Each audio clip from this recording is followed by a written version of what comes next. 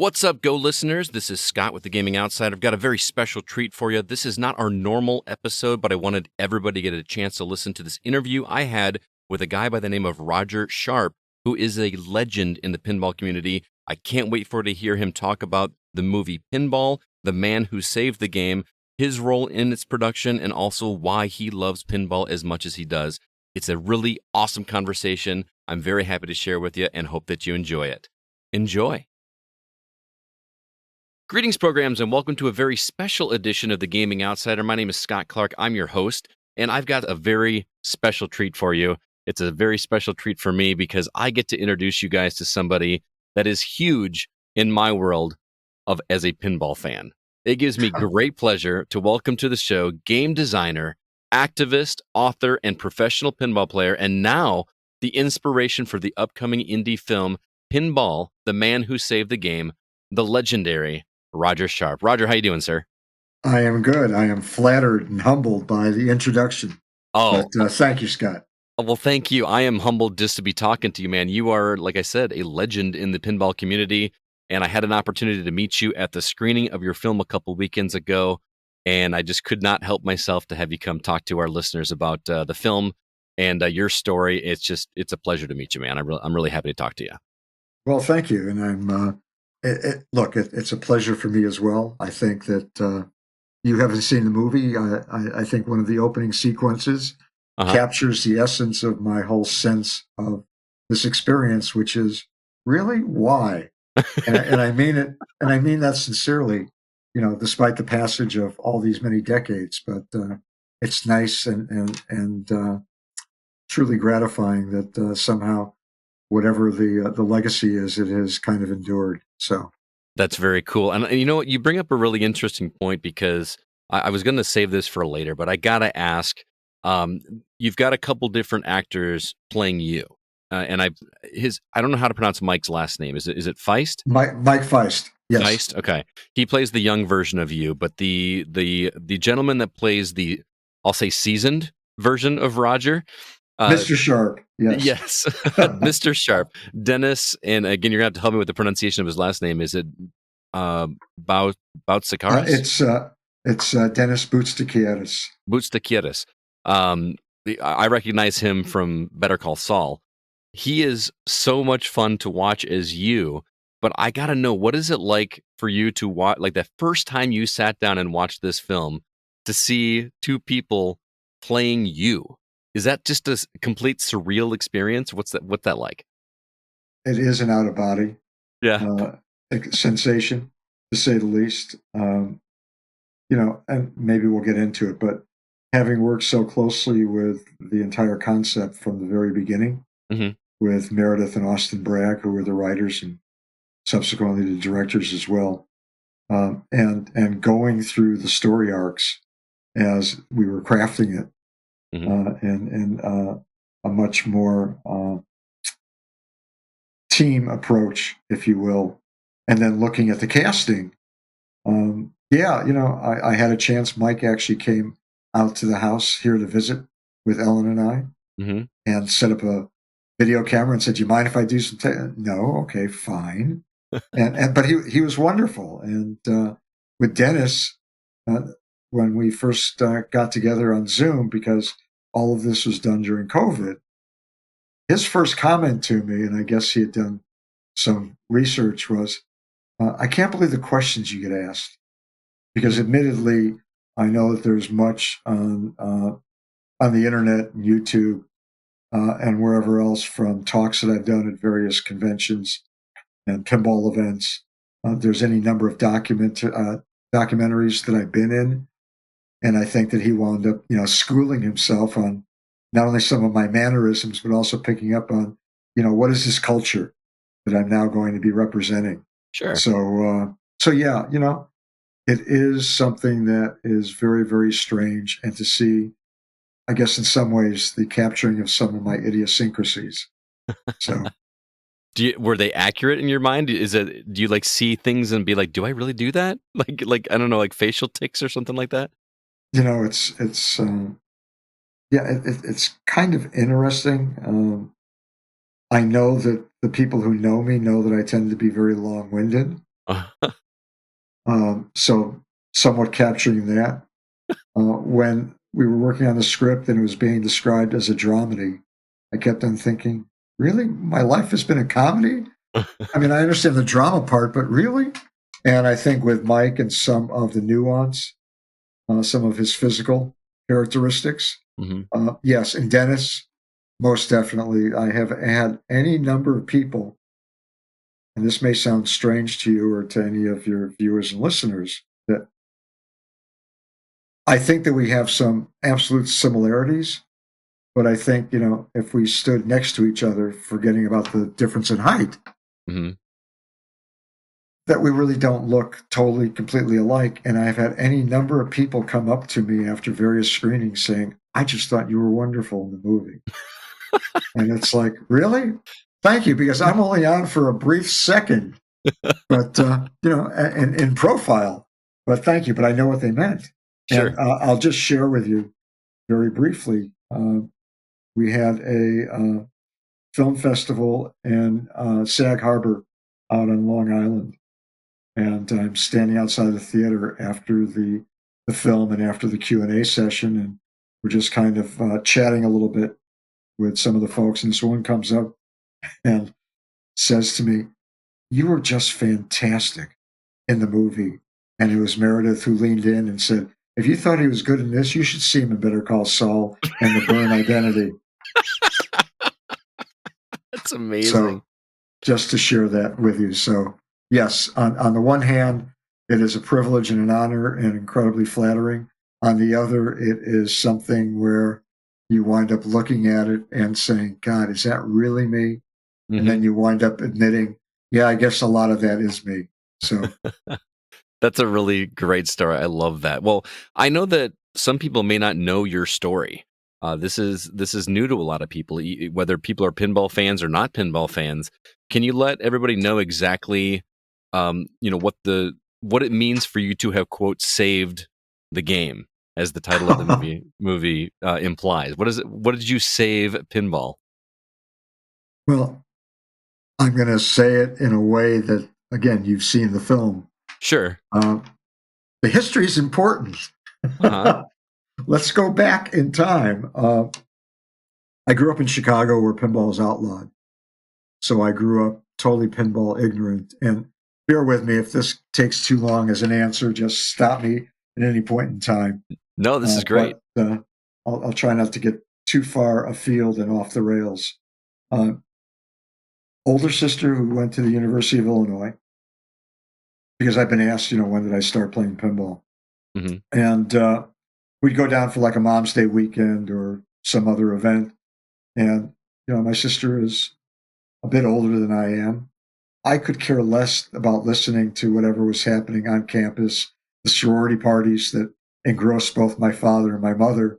It was like, let me have some change while you guys are talking, because wherever we were going to grab a bite, there was always a pinball machine. I'd play pinball. And I never thought anything of it other than the fact that I get to play pinball when I have to travel with my folks to see my sister. Sure. It wasn't until I went to the University of Wisconsin where suddenly there was pinball machines.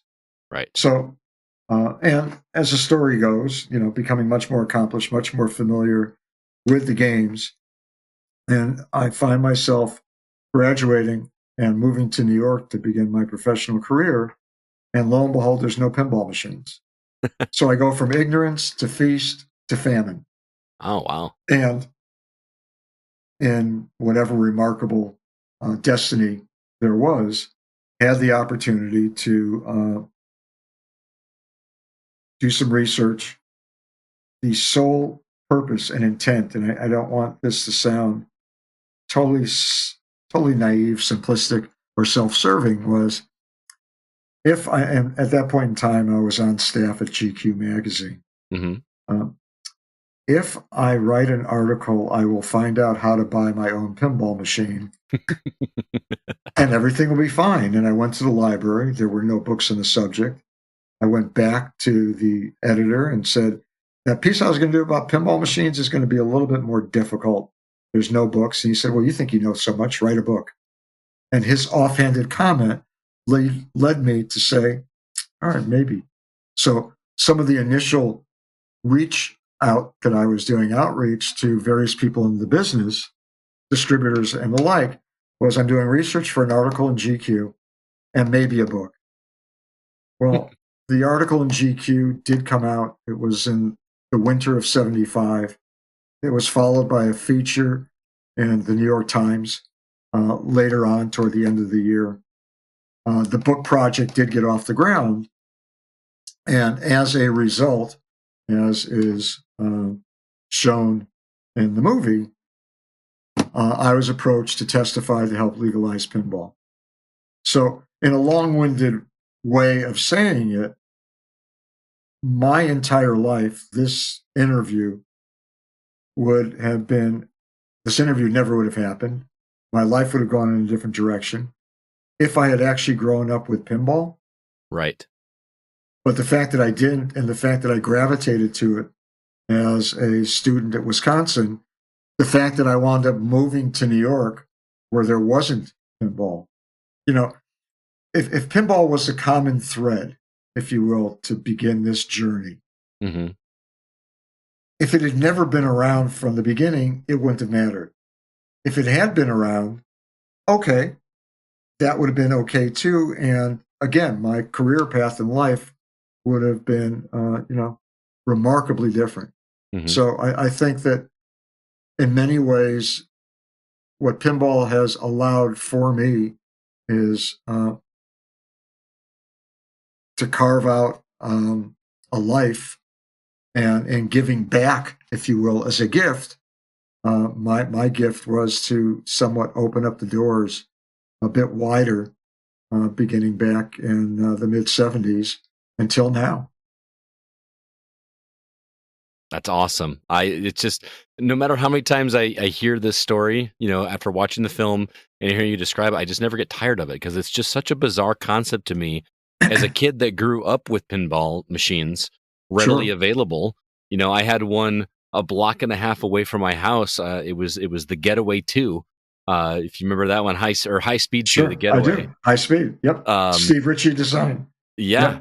Yep. That was my bread and butter growing up, and just the thought of that being illegal just kind of blew my mind. So I got to personally say thank you because without you, I would not have those memories as a kid. Just racking up those scores and hearing that knock of the free game, every once in a while. Sure. It's great. And I got to tell you, the film, like you mentioned, I did get a chance to check it out. My review is actually on our website, thegamingoutsider.com. Hopefully our listeners have checked it out. I absolutely adored this film. And I've told everybody on the podcast already, but I love that this is not just a movie about pinball as much as I love it. I could have watched an entire movie on pinball, but the fact that you incorporated your story of meeting your wife, Ellen, just made it such an inviting film for everybody instead of just pinball fanatics. So you're getting a history lesson and a love story at the same time. I thought it was really great. How did the fourth wall breaking part come up? Did you have any part in that, or was that all the Bragg brothers, we absolutely did. I think it was a question of, how do we do a story like this, which is somewhat linear, mm-hmm. but give the necessary background, if you will, the context, along the way. Right. How do we get from here to here? And more importantly, and thank you for saying it, it's not just a pinball movie. It's not streaming with an overhead of watching, balls flying around on a play field and right. a couple of guys commentating on, oh, look at that. He just made that shot and he needs to make the spinner on the right in order to get X points. By the same token, it is a relationship and a love story. And mm-hmm. I think the fact of that relationship somewhat defining my life helps bring and tie everything together. And what we initially called in our treatments was the void was, how are we going to do this? Is it going to be a dark screen and just a voiceover that is just going to start offering some things and some tidbits, and we'll do, I guess, some interstitials of a visual here and there? I know initially one of the concepts was that I would be doing the voiceover. And it was like, yeah, there's no way in hell that that's going to happen. And when we came down to it, it was like, there needs to be, in quotes, a visible Mr. Sharpe to kind of work through this in a way that is not intrusive. I think, and please, Scott, you may feel the same or not. Mm-hmm. I think the balance of how much Dennis is on screen was really critical. Mm-hmm. It was a question of, is he going to be on too much, where it's really going to be disruptive to the flow of the story? Or can it be this narrator, if you will, that is going to take us from one bridge to one bridge to one bridge? And I think that, in terms of the artistry of Meredith and Austin, and whatever the collaboration was on my part, as we worked through dialogue, different scenes, different events that were really critical and important for my way of thinking, versus others where it was like, no, we don't have to go there. We don't have to do. I mean, nobody cares about that. I'm allowing this other stuff because I think that you guys are probably right. Maybe some people care, but I can't take it seriously. I've kind of lived through the experience without thinking of the ramifications. And, when they first approached me, without, again, going too much on a tangent, it was like, I'm just a historical footnote. Who really cares? But I think the story was important. Thank you. Thank you, Scott. So I don't know if I've answered the question necessarily, but I think that it became much more important from my perspective and not wanting to diminish my impact, if you will. Sure. That here we have a single mother in the mid-70s who's empowered. She knows what she wants. She has struggled. And if you think back, God, now over 50 years ago, to what that means in today's culture, she really is iconic as somebody who was far ahead of her time. And I am blessed that, we were able to reach a point in a relationship to take it to the next steps. And now to be together this year will mark 45 years married and 50 years together. Wow. Congratulations, man. Thank you. Yeah. That's incredible. How did the whole thing come about? How did they approach you about doing this project in general? And what were the steps leading up to this? I mean, I know there's a lot of gaps in there, but I mean, what was that first conversation like when somebody pitched you this idea? Well, it's interesting.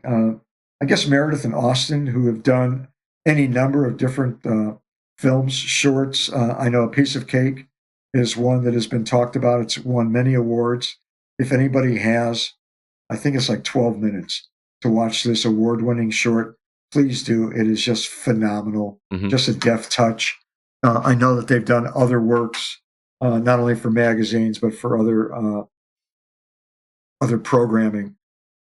They were looking at a next project, and one of the things that I guess Meredith and Austin uncovered was, pinball was illegal? No. Really? And they did some research, and lo and behold, the research ultimately revealed that I existed. I guess the question was whether or not I still existed. And I wound up getting this email just as a cold call, just saying, hi, would love to talk to you. We've done some research, and maybe there is a feature or a documentary or something, and would love to connect with you. And I wrote back and said, sure.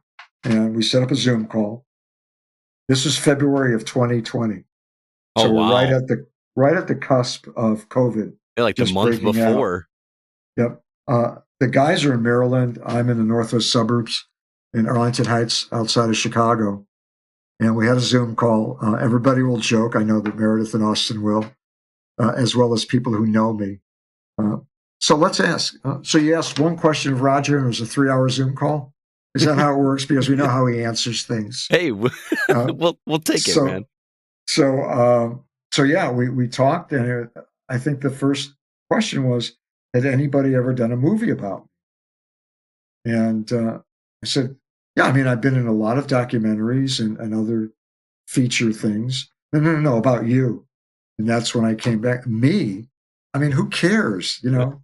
And we kind of went into it and suddenly started talking about my background. And as I just revealed to you, some of those high points, if you will. And out of that, we wound up collaborating on basically a flow of a story.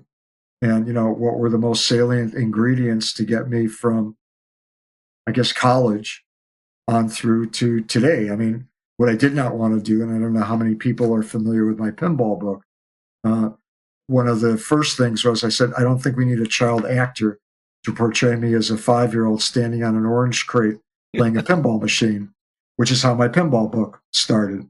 Nice. And I said, you know, we can fast forward from there. Nobody needs to see me growing up on the south side of Chicago, being pinball deprived and ignorant.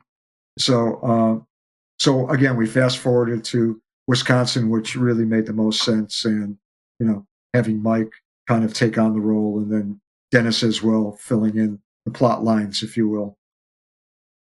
Well, what came together is just a splendid film, and I'm not alone in saying that. I know Aaron from the Hollywood Outsider, one of my good friends, who actually invited me to the screening. He adored the film. Troy from the Hollywood Outsider was just raving about it on their podcast, and everybody that I talked to that I went to the screening with just really loved it. And I encourage people, don't like steer away from this movie just because you're not a fan of pinball, because the story is fascinating, but there's so much going on, and the artistry behind, you know, the fourth wall breaking stuff that I mentioned earlier is done in a way that I've never seen. Like, we've all seen fourth wall breaking moments, but we've never seen it done like it was just exquisitely balanced. Like you mentioned it earlier, there was just like the perfect amount. There was not too much, not too little, and it really kind of gave us a peek into you as a person. I know it's an actor portraying you, but just the whole like, wait, that didn't happen, you know, just like there were so many laugh out loud moments that just made it great. So I really encourage everybody. I got one other question about the film, because one of the most fascinating scenes takes place at the end when you're actually playing, you know, in this chamber in New York in front of all these politicians. And I'm almost leery to even say what happens if it's a spoiler or not. But that moment that happens when you have to do something, you know what I'm getting at, right? Yeah, absolutely. How nervous were you in that moment? Like, I got to do this. I got to do this. Like, I just want to know what you were feeling in that moment leading up to it, especially because it was not unfamiliar table, but not one that you'd been practicing on. Right. I mean, I think that we try to make that clear. I was very precise, and the guys, Meredith and Austin, understood that in regard to some of my eccentricities and what I would call my level of control, Yes. if you will. But I had played all the games back then. I did not pick the games that were going to be in the city council chambers. I know that people have recounted or speculated that number one, I was nervous. Number two, that I had practiced nonstop. Number three, that I had picked the games. I didn't know what the machines were going to be until I walked through the door. My only trepidation, and I'll reveal this, it's not necessarily ingrained in the movie in any way, shape, or form, was I've gotten a lot better in my old age of being somewhat less claustrophobic, but I was nervous to go into the city council chambers because I was going to be trapped in a seat for however long. And as I mentioned to an attorney there representing both Williams Electronics and D. Gottlieb and Company, two of the more formidable pinball manufacturers at the time, Rufus King was his name. I said, Rufus, I don't know if I can do this. What? Well, I mean, if I have to go to the bathroom, and I don't mean to be, you know, unsettling to any of the people who were partaking in our back and forth, but it was just kind of like, I'm going to be trapped. You'll be fine. Yeah, but if I have to go, I'm going to be closed in. I'm going to be trapped. It'll be fine. It had nothing to do with playing the games. If anything, it was kind of like after I got over the initial hump, and I don't want to give too much away in terms of people who have not seen the movie or don't know the story necessarily, and I know that it's been recounted on Wikipedia and God only knows whatever other places in this day and age Absolutely. as to what I was able to do. But it was that turning point of, knowing that I was going to be playing. Oh, that's the game. Okay, I'm going to be playing. Oh, I'm going to be playing El Dorado. Okay, whatever. All right, we have this backup game because just in case anything breaks, that's fine. Whatever. And truthfully, yes, the chairman did think that the game was rigged, stopped the proceedings, wanted to set up the cameras and all the rest of it. So, in a long winded way of trying to answer your question, I was comfortable. I was no longer in my seat or on a podium talking to the dais of the people assembled from the city council. Oh, I'm with a pinball machine. Hi. Oh, here's my friend. This is my safe spot. You're right back at home.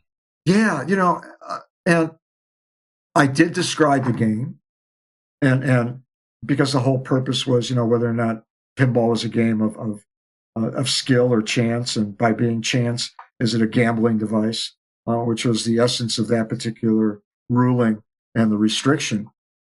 And I was calling shots. I just pulled back the plunger and was having a grand old time. I mean, back then, I hate to admit, I just loved to show off. Sure, we all do. There was a symbiotic relationship that I had with all games. I just felt an instant connection, and there were no games that ever intimidated me. I used to like to put on a show, whether it was my physical gyrations as a player. And again, there's some of that stuff that's on YouTube and whatever. God helps me. But I knew that if not the best in the world, I had to be one of the best in the world, that nobody could touch what I was able to do as a player. So going back to that point, I wasn't really nervous. If anything, I was on a mission. And I think the mission I was on was due to the blatant type of attack that I felt. Sure. By the chairman. And it was this, who paid you to be here? Whose payroll are you on? You're writing it was like, really? You're going to I'm just here. I have no vested interest, truthfully, into any of this. At that point in time, I had gotten my pinball machine. I was fine. I also found a few places in the city where pinball was operating illegally, so that was fine. I had a car and I could drive to New Jersey and I could play pinball there. I mean, it wasn't as if I was on a wasteland necessarily, although it wasn't convenient. Right. I was driving my car on weekends. It wasn't like I was leaving Manhattan, which is where I was living, to drive to New Jersey on a Thursday after work and then, schlep home late at night. No. So it wasn't readily accessible. But having said that, it was kind of like, well, if that's what it's going to be, I'm going to show you. And I think that there was that kind of arrogant demeanor that the chairman had directed at me, where I kind of put all of my emotion into playing the game.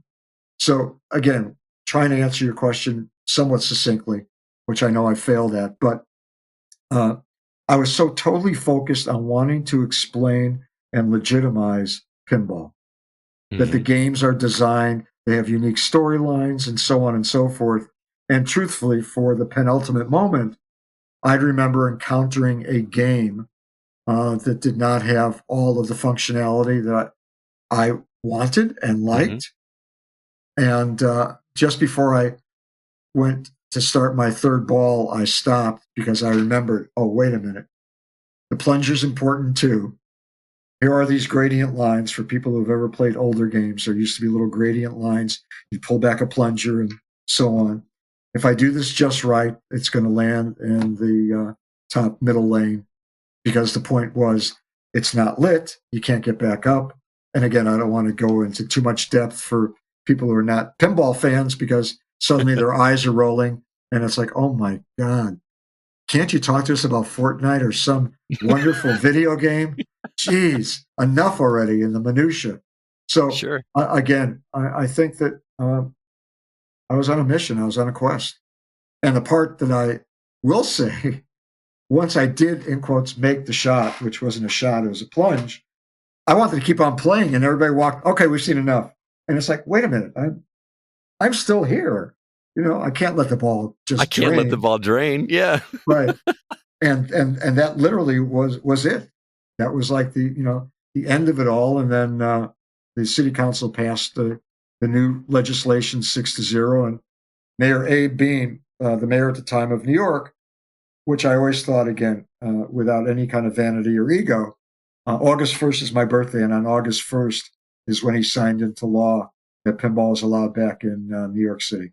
Nice. That's a great on your birthday. So it's not only like your birthday, but it's also like just a momentous day in history for you. That's got to be a cool feeling. Well, and I think that some people, I don't know if it's official now, but I know they put in to the government for it to be National Pinball Day.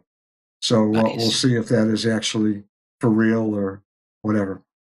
Very cool. Very cool. I just love that story. It's such it's interesting, and it's it's weird to say empowering about pinball, but I love the game so much. So it was just a really cool moment to see you kind of stick it to the man almost and show that it is a skill-based game. It's also crazy to think about there being pinball speakeasies.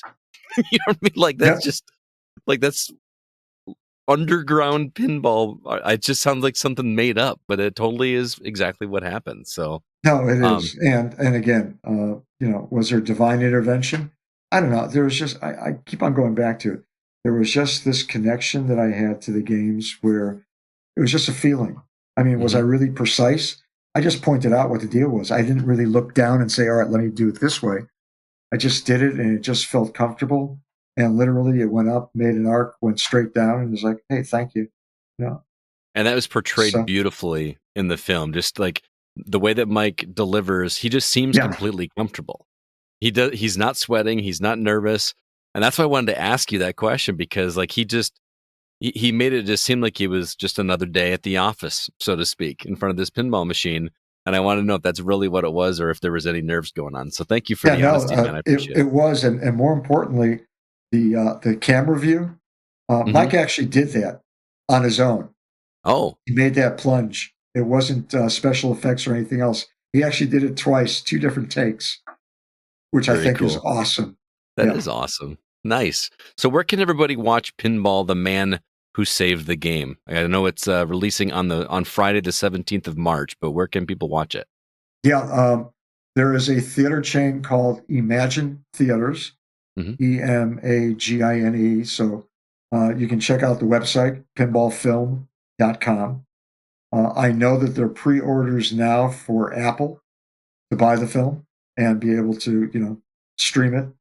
I don't want to sound totally incomprehensibly non-technical, so my apologies to everyone.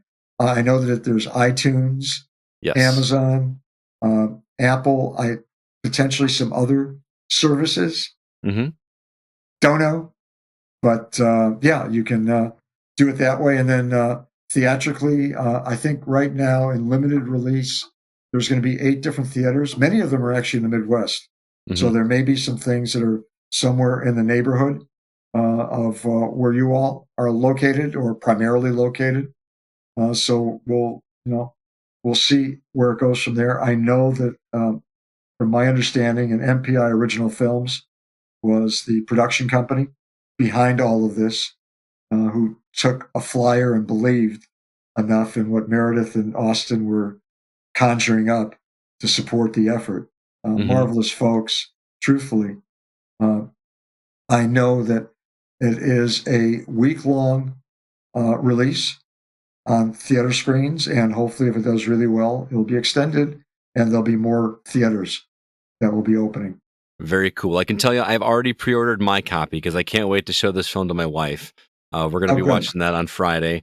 I am purchasing a copy for one of my co-hosts, so we're definitely going to spread the word around here.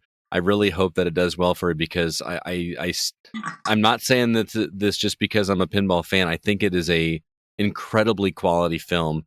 It's well acted. It's well produced. It's just not what I expected from going to an independent film festival.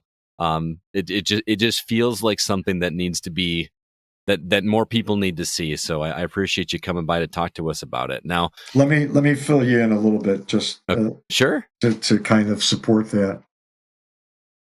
I think that initially my worry and concern, because I straddle both worlds, if you will, Mm-hmm. was that pinball people would feel that it's not really a pinball film.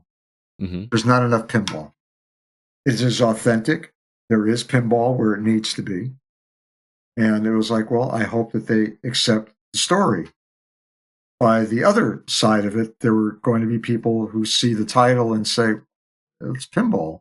I don't want that. And it is a love story. It is a relationship. And I think that the accolades and awards that the film has garnered through these various film festivals really is a testament to what Meredith and Austin have created. Mm-hmm. And I think that truthfully, and thank you for pointing it out and saying it, I view this as a love story. And I've been to enough festivals now where initially I was incredibly concerned. Are they going to sit there and understand it as a regular audience of people seeing movies? And the response, and again, the accolades were just astounding to me and washed over me. And I thought, oh, wow, they get it. They enjoyed it.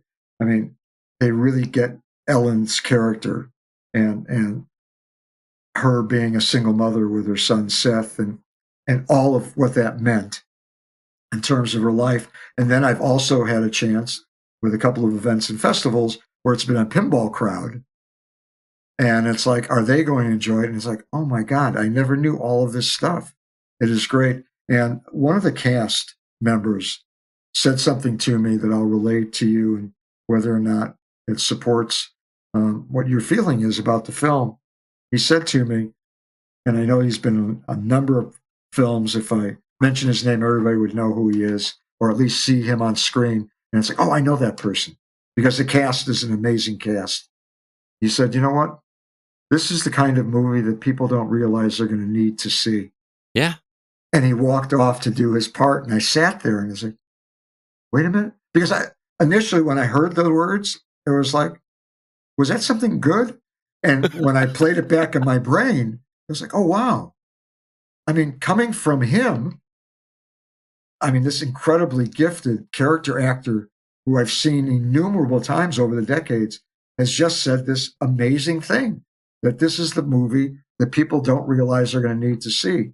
And I think that it really has held true to that point, being a movie that has a lot of touch points.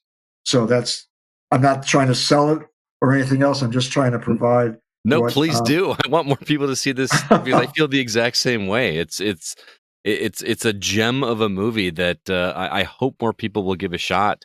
Because it's just very well done. It's very well told. It's very well acted, and I was lucky enough to be there at the screening, so that kind of made it special for me too. So I'm a little biased, but seriously, give this movie a shot. Well, thank you. It's very good.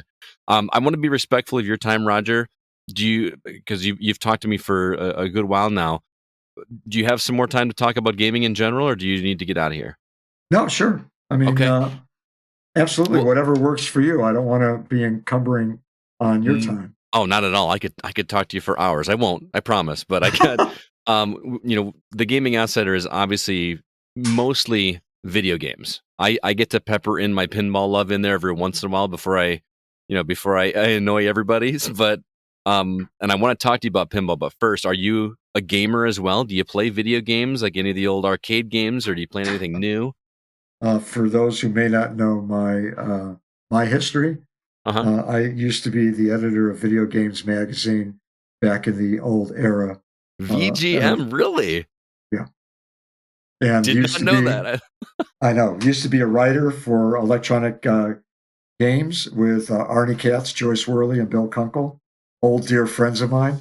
Very cool. So yeah, I mean, I've been around games since the beginning of time, Uh-huh. and yeah, I mean, I'd like to think that there were points in my life where I was very much into video games. In fact, both of my sons were blessed by the fact that I was crazy about games, and whenever we got a new game system, whether it was Nintendo or the 2600 or the 7800 or the Sega or the Magnavox, I also bought new color TVs to hook up for each of the game systems.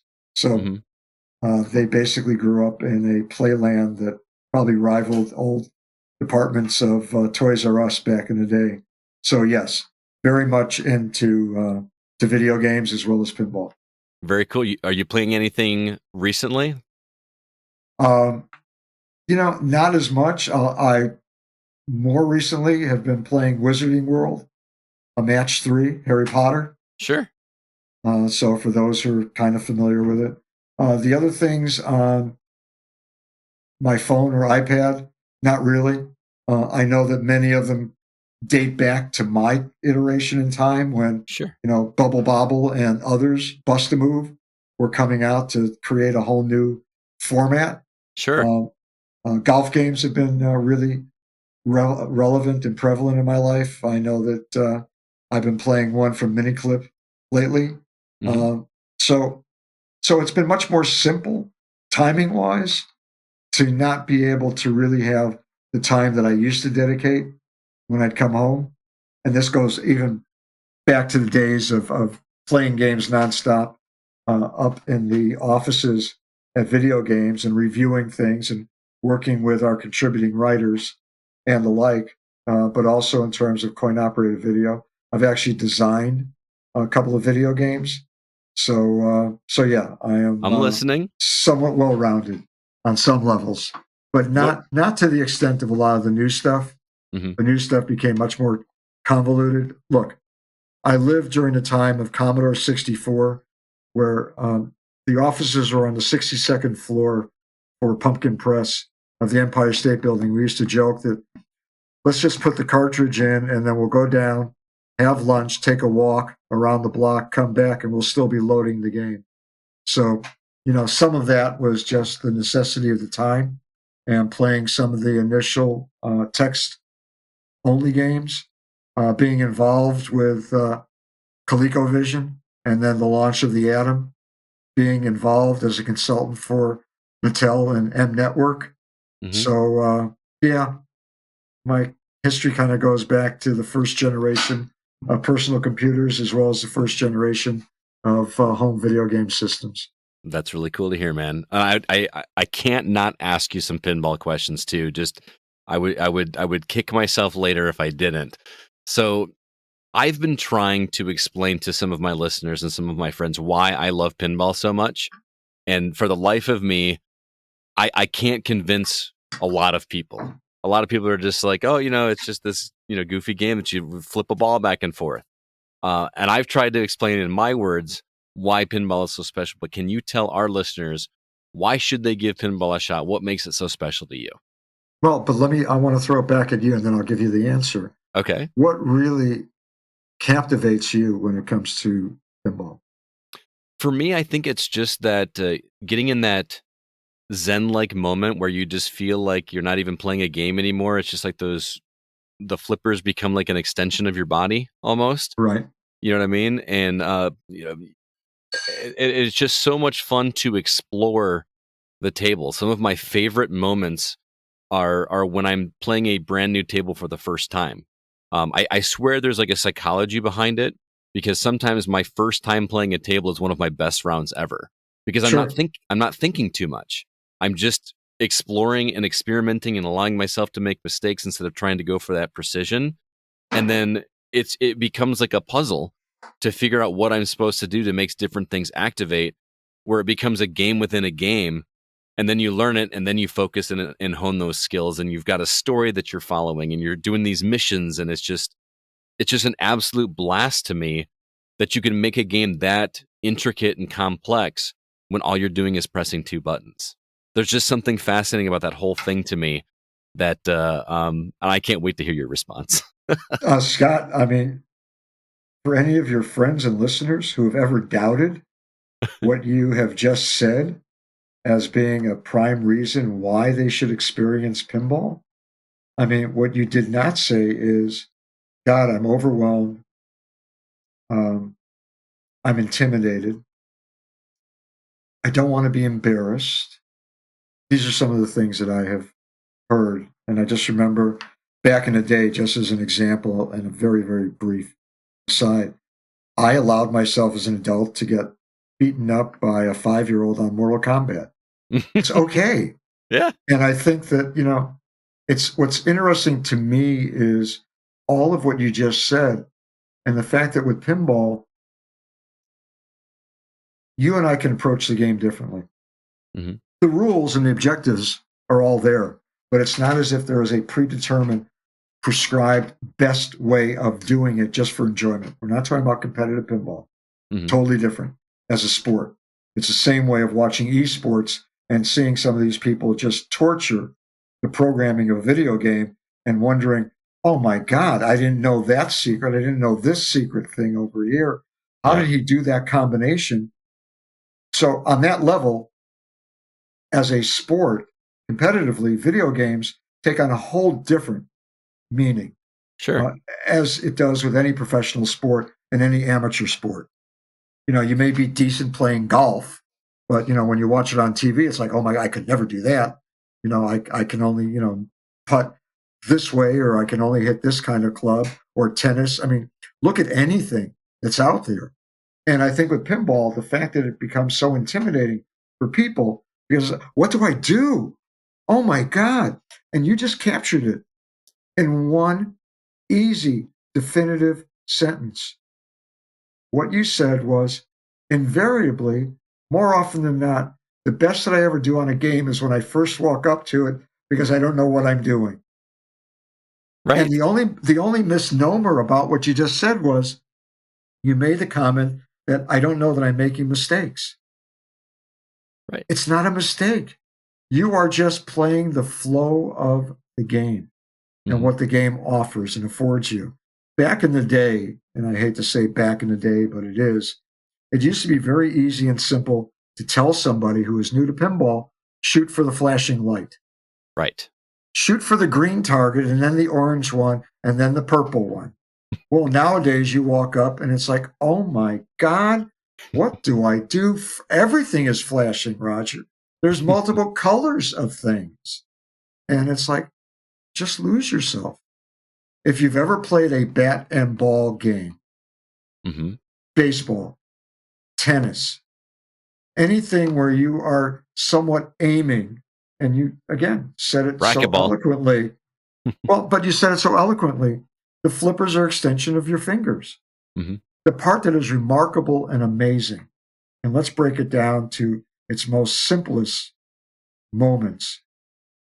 If I can make a shot that I've never made before, whether it's lit or not lit is immaterial. Wow, I hit that target and it disappeared. Oh, I hit that little spinny thing and it did whatever. Oh, I hit that. Is that a ramp? I mean, sometimes you don't even know the nomenclature. Once you've done something like that, there should be a sense of accomplishment. Maybe you get a score that you've never gotten before, and that score may be 100 points rather than 1,000,000 points. But my God, look at what I've done. You are affecting and interacting with a fantasy world under glass with actual solid objects. This is not somebody's interpretation on a computer of virtual objects, taking nothing away because virtual pinball does exist. Some of the games are marvelous and miraculous.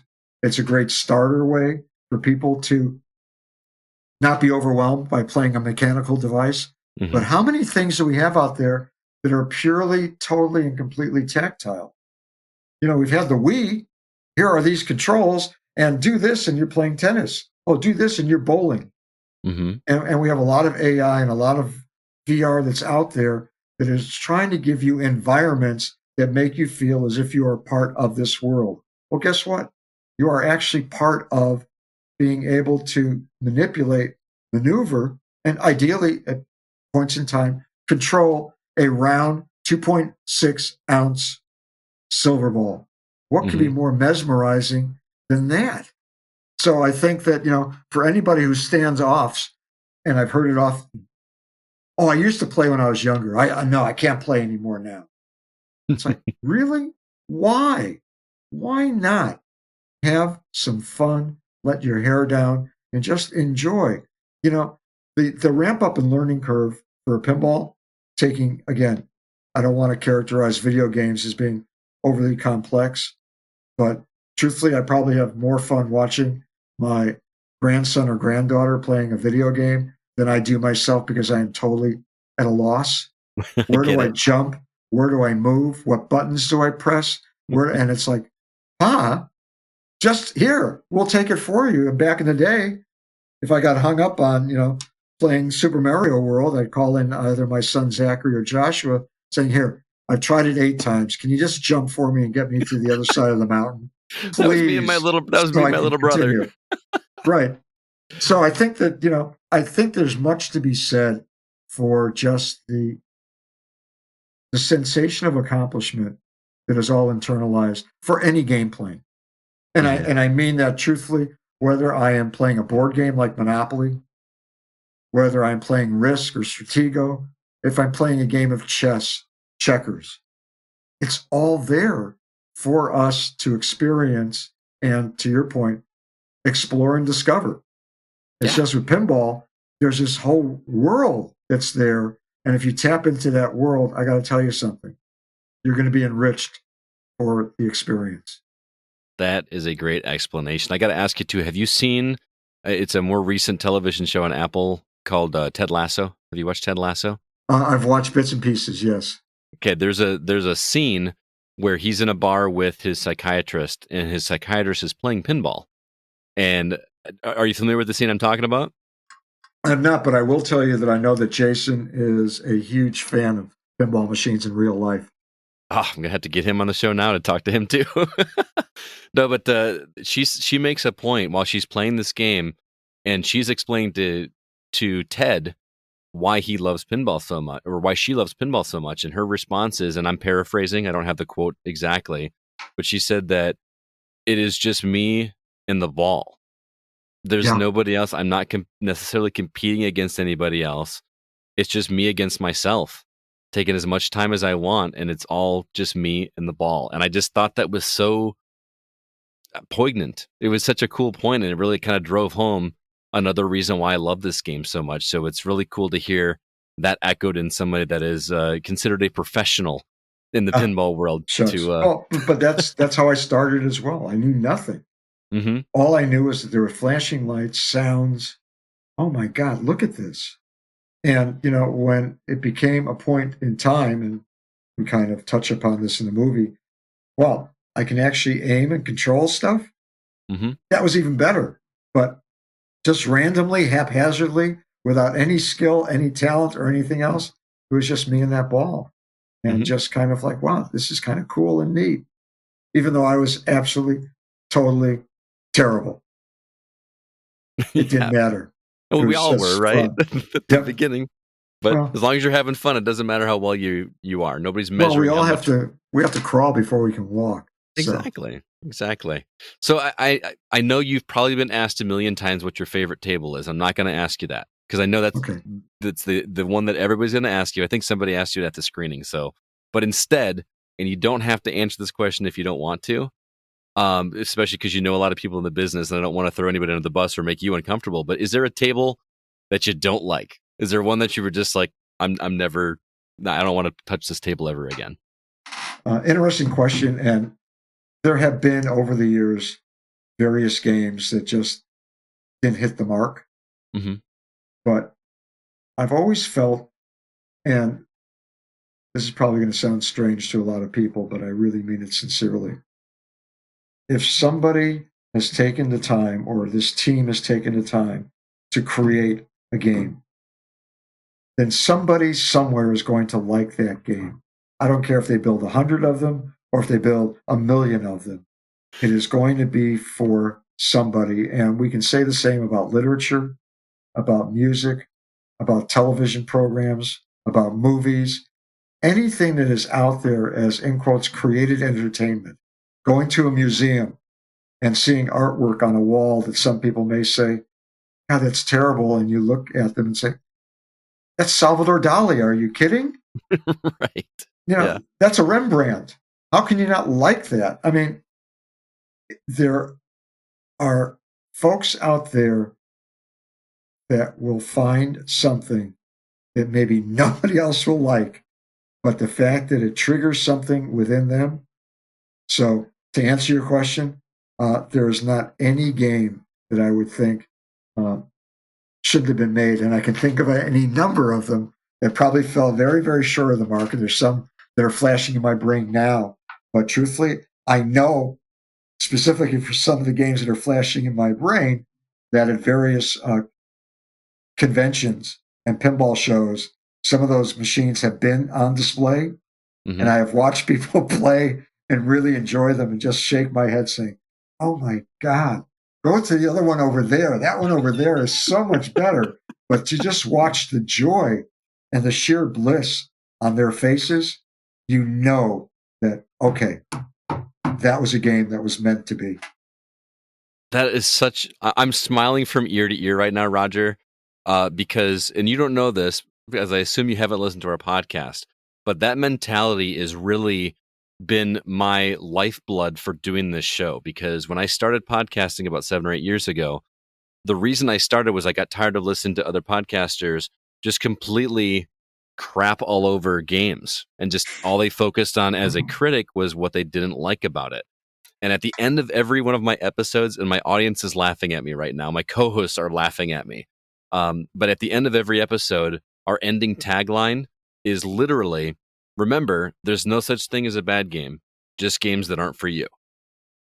And that is, you just repeated my tagline, man, and it just makes me smile so much right now. So and Scott, I have to tell you, and I will share with you, because it is prehistory, and most people probably either were never exposed to it, or if they were, they probably don't remember it. But when I took over video games, I had a number of magazines that were out there, like Joystick, Electronic Games, that I mentioned I had been writing for, Video Gaming, and a whole slew of others, where the preponderance of editorial were people basically either giving tips on how to beat the game. How do you beat Pac-Man? Well, you go over here, you wait over here, you count to 4, then you go around and whatever, just taking away all of that sense of discovery. right. The other part was, in quotes, the reviews, which tended to take on the hubris of maybe some of the film critics at the time, and just kind of railing on games, saying, God, this is terrible, this is the worst. And I remember when I had my writers that I was using and reaching out to do, in quotes, game reviews. Hey, guys, you can not like the game. That's fine. What I want you to do is to think about this in the context of you writing and saying, if you like a game like X, Y, and Z, you're going to like the. You give me the redeeming qualities. It may not be a great game. It may be a terrible game, but there are people out there that may want to play E.T. if they can find it before it gets buried in the desert. Exactly. Talk to me as a reader who wants to get information and not just being told paragraph after paragraph how terrible something is. Yes. And if people go back in history to that period of time from around 1982 to around 1984, when I was the editor of the magazine, you will see that there was a profound shift in how we covered the business and how we treated the subject matter of games and dealing with them, hopefully as elegantly and as fairly as we possibly could, rather than being on a soapbox for, and I hate to say it now because I'm such an old person, the fact that I had such young writers. You know, Steve Harris, who some people may know over the years, started off as a game critic for me at video games, and then he moved on to do Electronic Gaming Monthly. Mm-hmm.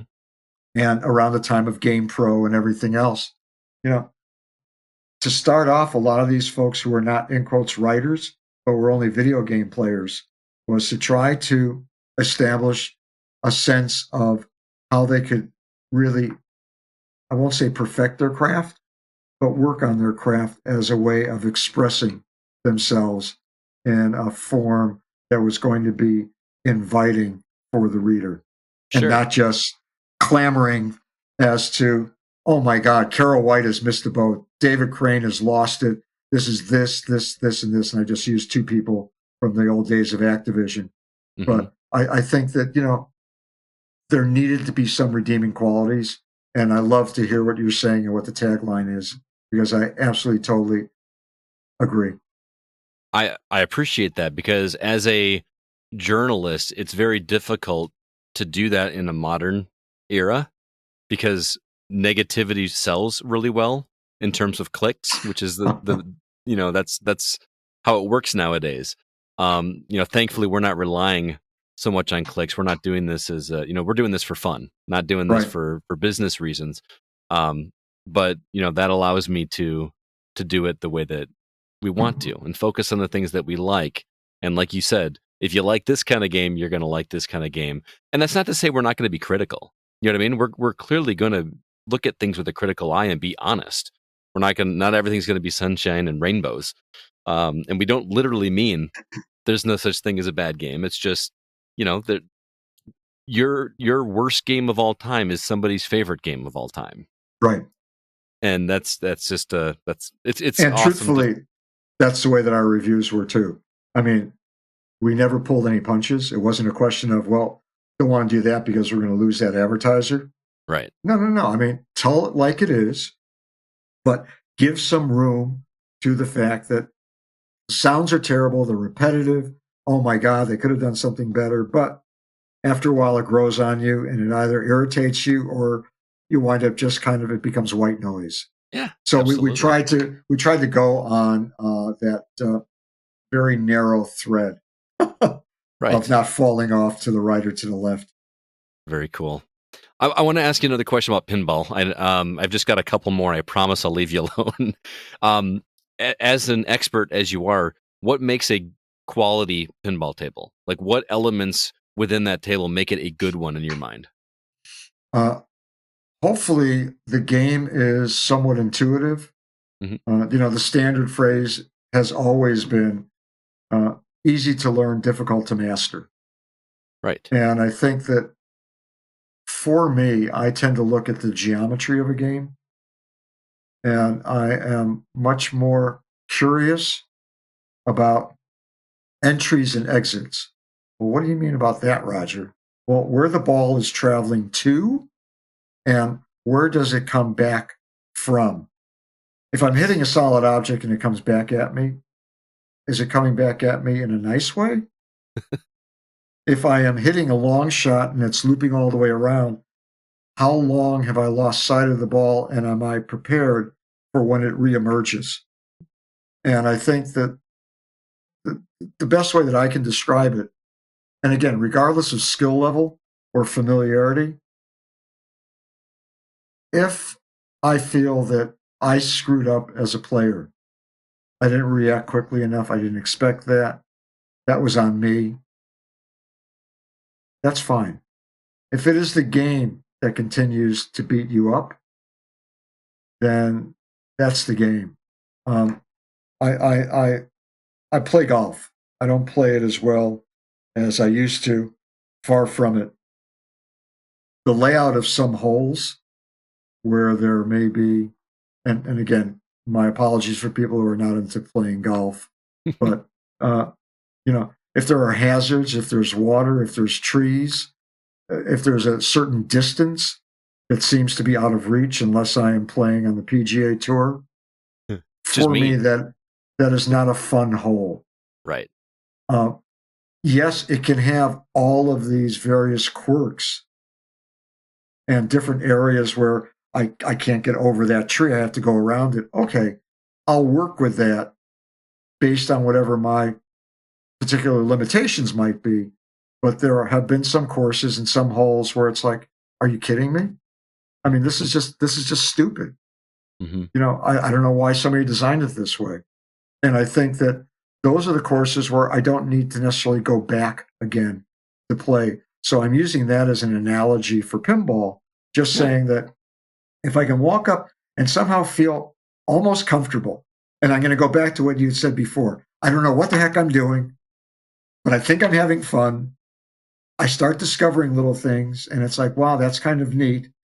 Somebody standing next to you may say, what the heck are you doing? What a terrible game. And your thing is, I'm really liking this. This is fun.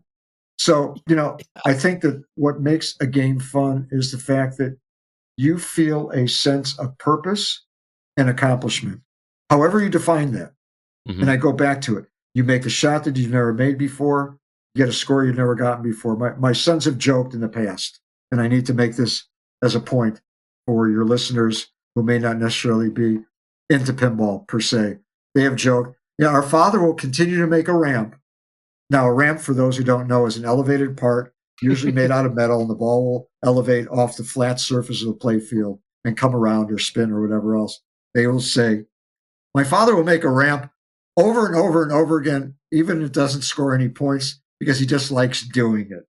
Just feels And good. it's like, yeah, what's wrong with that? Yeah. So I think that that is the way that I would approach, what makes a good game for anybody is If it just do feels the good. things that make you feel good. And if the game doesn't make you feel good, then it's not right for you.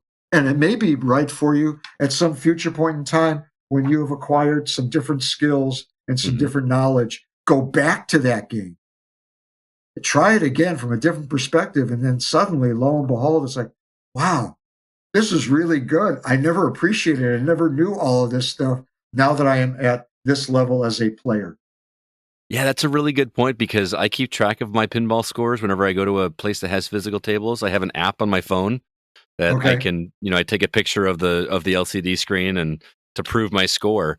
And whenever I go to a new arcade, I look up and see, have I played this table? Have I played this table? And I look at it. It's impossible to know if the score is good because each table is scored so differently, right? Sure. But it's so much fun to go and look at a score and say, I'll try this one. And all of a sudden, on my first try, I haven't played this table in a year and a half or 2 years, and I blew that score out of the park. It clicked for me in that moment. And that's another thing that's so beautiful about the game is that it may not work for you that first try or second try or third try, but it's going to click. There's going to be that one game that's going to feel glorious and it's going to click for you and it'll surprise you. And I love those surprises. So you're Well, and speaking my I'll language, tell man. you, yeah, just as an add-in, when I get a chance to go to various pinball shows, expos, we kind of talked off camera, if you will, about the Midwest Gaming Classic coming up. Hmm. And I walk into a hall where there's multiple hundreds of machines, all on free play because you've paid, whatever the entry is to that event. I will absolutely go to various games that I probably have not played in years, decades, possibly, Hmm. just because it's like, oh wow, let me see how this is. And I actually just did that. There was a tournament this past weekend up in De Pere, District 82. I absolutely tell people now who may live in the vicinity, go there because it's just an incredible place with just a magnificent grouping of probably over 100 machines. Uh, and I wound up seeing some old games that I had not played in a while. Some of them, to the point we we're talking about, not necessarily the best. And it's like, Hmm. let me just play this again and see how the geometry is from what I remember. And others that I had not played for a while, I was like, I have to make sure before I leave that I play this one because this Hmm. was something I really, really liked. Does it hold up? It's kind of like watching old movies Right. on TCM, the classic movie channel from, Right. oh, wow, I haven't seen a Dirty Dozen since it first came out or whatever. Oh, wow, this is good. So, anyway, that's the way I treat games, both pinball as well as video. Well, speaking of classic tables, I know that in the film, it obviously took place in the 70s, and the style of pinball tables back then is vastly different to the way they are today. You mentioned like this the so many flashing lights and a lot more things going on. Are you do you prefer any era over another? Like, do you like the old school ones, or do you like what they're doing with the new ones with like, or that feel almost overwhelming at times? If you're asking me how I feel and what I prefer if I'm playing competitively, Uh-huh. obviously I like the older games. They're a little bit slower. Fundamentally, they're a little bit more straightforward. More importantly, I have, for the most part, great familiarity of what I should be doing versus other games where I'm incredibly lost and just playing shots because they feel good, whether or not it's the best approach. So it's a mix and a match. I think for my own personal enjoyment, yeah, I mean, I like playing the new games. I really do. I like taking the time to learn them and find out what was I doing right, what was I doing wrong. Um, Again, we talk about pinball not necessarily linearly, but there's different ways to approach most games depending on relative skill levels. I know that for the high end top players that exist out there, like my sons and others, they tend to approach it the same way that I used to approach a game of chess. 64 squares, I have my opening, but I'm really playing for the end game. Where is my power structure going to be to protect my king? Do I have a rook left? Do I have a couple of pawns that I'm going down the board for? I mean, there was a strategy of playing. And I think for the high end player, there is absolutely a strategy of playing, which probably is going to be far different than my approach, if you will. They're going to maximize the reward, minimize their risk. Me, I'm maximizing my enjoyment. And I think that for me personally, the older games, truthfully, look, 1960s, 1970s, that's what I kind of, grew up on, if you will, as a pinball player, on through to, 80s, 90s, and this recent century that we're living in. So I have that enjoyment, but I think that, at times I'll be very blunt. It is somewhat overwhelming. If I am playing it just for my fun, I like it. If I am playing it because I'm competing, it is not as much fun because I don't feel that level of confidence that I do on the older games. So if I'm playing in my league, if I'm playing in tournaments, I know what people's reactions are depending on the games that may be the next one's scheduled for competition. It's like, oh, this one Roger's going to win on. Oh God, he knows all the ins and outs. Oh darn. So yeah, I'm just in love with the games in general, the intricacies of them. There is a beauty to it, no matter how complex, either mechanically or otherwise, and just to see what somebody has divined. And when I say somebody, you have a lead designer, you have a programmer, mechanical engineer, electric. I mean, there's a full team. There's a coterie of people helping bring any game to life. And I take my hat off to how they all combine forces to come up with something that is incredibly cohesive. You had touched upon it before. It's conveying a story, whether that is a licensed theme or not. There is a story. There's going to be some objectives. There is not necessarily a start, a middle, and an end, but there is a purpose to what you want to do that is not, again, something that has been detailed and delineated by a programmer. Right. Who's created this fantasy world, and let me take my character and go to the left and go to the right. I'm going to jump up and down. I'm going to get new armaments. I'm going to build this town, whatever it might be. That there is much more of an ability to improvise as a player. And that's the part that I think I really, really love. That's awesome. You're totally speaking my language, man. I'm loving chatting with you. I gotta ask you too how you feel about digital pinball. I know you touched on it earlier, because me personally, I've spent the majority of my time playing digital pinball over physical, just because of number one, I've got unlimited quarters, and number two, I can't afford a physical pinball table, and my wife won't let me have one in the basement anyway. So, we got to change that anyway. Sorry. Hey, you want to convince her? Like, I'll let you do it. But how do you feel about digital? Do you think I'm a huge fan of Pinball FX by Zen Studios, and I'm just blown away by the physics there. Do you think that compares to a physical table, or do you prefer where you're actually manipulating physical objects like you mentioned earlier? I think, and I'm going to go out on a limb, and please jump in at any point in time. Mm-hmm. I think we have changed societally, whether it's a generational gap or not, from physical interaction in gaming. Mm-hmm. Number one, we don't have the same number of arcades that used to exist in the mall. The mall Mm-hmm. game room has kind of disappeared. You do have a lot of family entertainment centers, but the majority of what they have on display are redemption games. So you're going to play a skee ball, you're going to pull a lever, stop a light, stop a wheel, stop something in order to get tickets. It's a casino. Yep. Well, it's slots for tots, as we used to joke, but I don't mean Yeah. to demean that portion of the industry. But the physicality of playing, I mentioned before, Mortal Kombat or a Street Fighter, just the button combinations, the joysticks.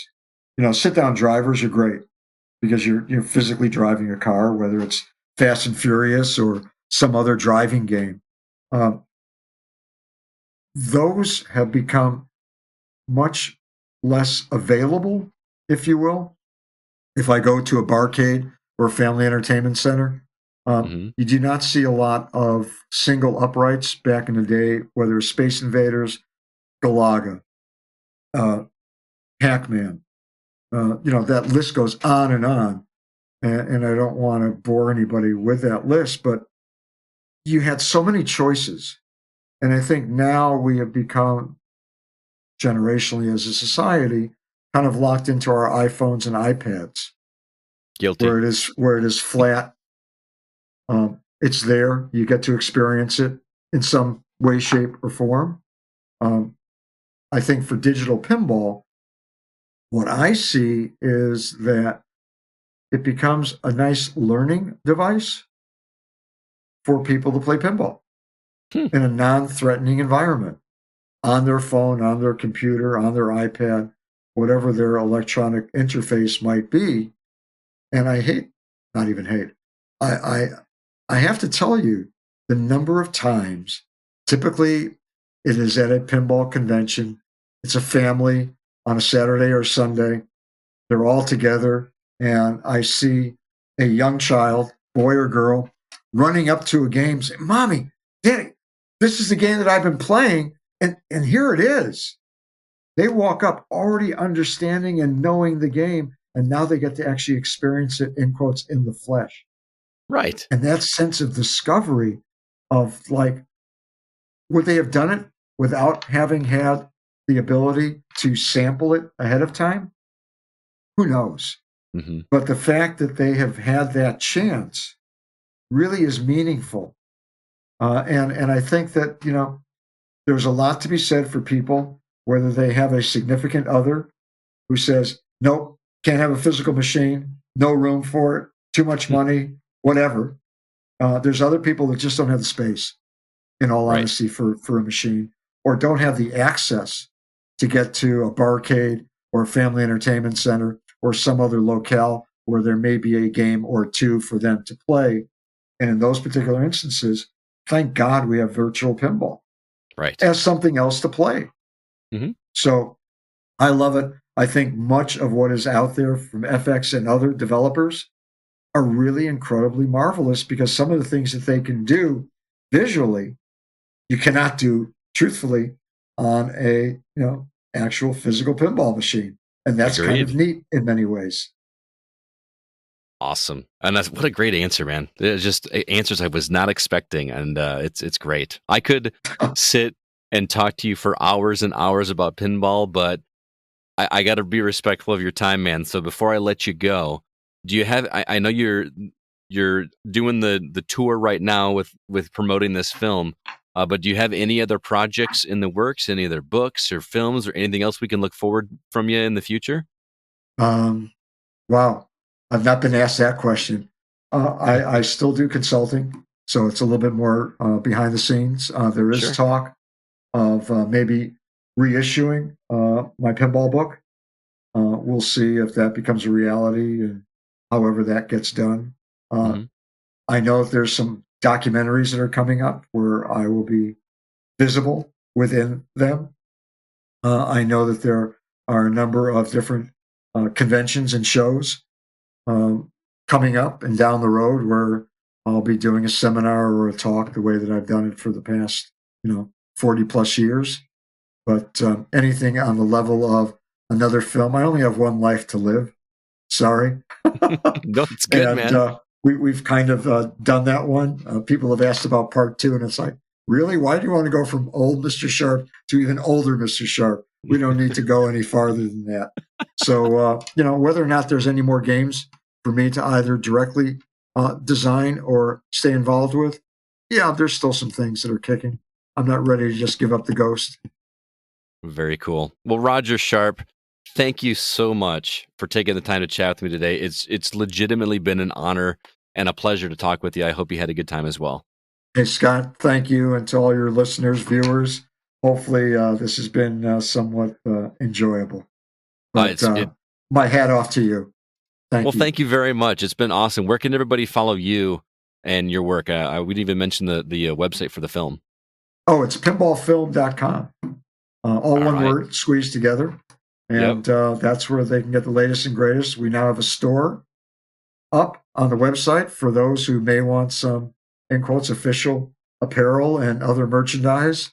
So we're going down that route. And again, hopefully people will take the time to get a chance to watch the movie either in a local theater or admittedly through one of the streaming services. And if they do, hopefully they won't have any regrets and they'll remember back to our conversation and they can say, you know what? Scott was right. That was actually pretty darn good. I hope so. I hope that they get a chance to check it out and it puts a smile on their face like it did for me. So thank Fantastic. you. Thanks so much, Roger, and everybody out there listening. Thank you for listening to the Gaming Outsider. Before we head here, I want to remind you one last time that the show is produced by Kevin Honigford, and all the music that you hear is written and produced by Grant Henry of Stemage. He's an awesome guy. Check out his music at stemagemusic.com, STEMAGE. But once again, I'm Scott Clark from the Gaming Outsider with Roger Sharpe, and we are the Gaming Outsider. And remember, there's no such thing as a bad game, just games that aren't for you.